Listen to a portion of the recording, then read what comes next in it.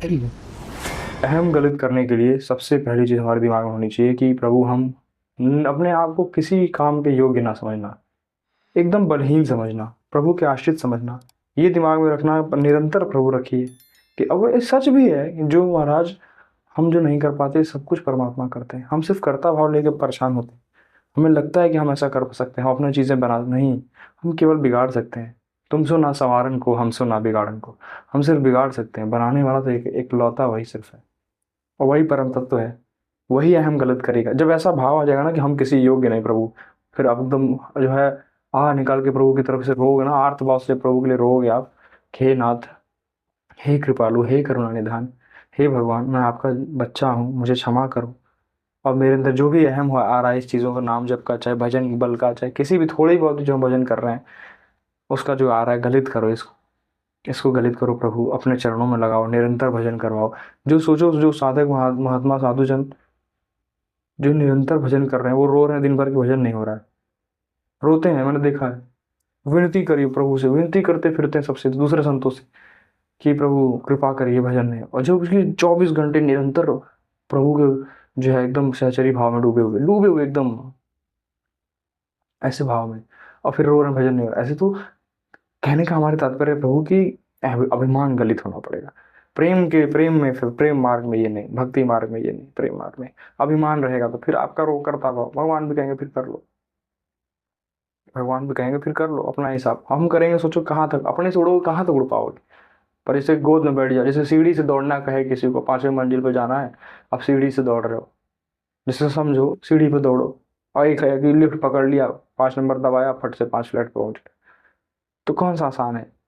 तो हम क्यों ना प्रभु के आश्रित होकर चले, हम क्यों अपने बल से, साधन बल से और सारी चीजें अपने अहम पुष्ट करें। कहीं ना कहीं मेरी विनती मानिए, जब अंतःकरण पूर्णतः गलित हो जाता है तभी प्रभु प्रकाशित होते हैं।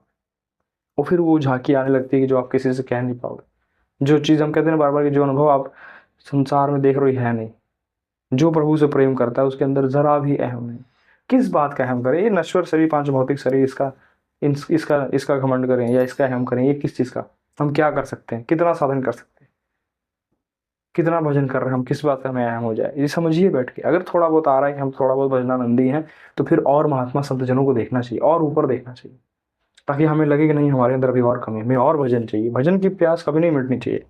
भजन की भूख प्यास मिट गई तो फिर आप सही मार्ग पे नहीं। भजन की प्यास निरंतर बढ़ती रहती, निरंतर अगाध प्रेम है, बाढ़ जैसा चलता रहता है। प्रभु कृपा से हमेशा निरंतर रहा है कि नाम जब, भगवान का भजन कभी ना छूटे, कभी ना। तो धीरे धीरे देखोगे आपके अंदर ही प्रभु प्रकाशित होंगे, अहम गलित होता चला जाएगा आपका। सबके प्रति प्रेम भाव, किसी के लिए ना, किसी के लिए कोई द्वेष नहीं, किसी की निंदा नहीं, किसी से कुछ नहीं। परहित सरस धर्म नहीं भाई, परहित का भाव रखना हमेशा। तो जब अंतःकरण में ये सारे भाव आते हैं तब हमारा धीरे धीरे अहम गलित होता है। अब बड़ी कृपा, प्रभु की सामर्थ्य हमेशा आपके साथ रहती है, जो निरंतर भजन करते हुए उनके आश्रित होकर चलता है। हमारे अंदर तो कोई, एकदम बलहीन समझना अपने आप को, हमारे अंदर कोई बल नहीं, जो कराओगे आप कराओगे। तब ऐसे साधक के जीवन में, ऐसे ऐसे मन में, ऐसे हृदय में प्रभु प्रकाशित होते हैं, और वही मार्ग दे देते हैं। फिर धीरे धीरे देखोगे अहम गलित, जहां मन लगे कि हमें यहाँ अहम हुआ, वहां तुरंत इसको गलित कराओ। निंदा में खुशी होना चाहिए, और जहां बड़ाई होने लगे तो डरो, डरो, बहुत डरो। बड़ाई प्रशंसा कोई करे तो डरो कि गिरने वाले हो, ऐसा क्या अपराध करते हो, और क्षमा करो। ये हमने हमने संतों से सुना है, आपको बता रहे हैं, विनती मानिए।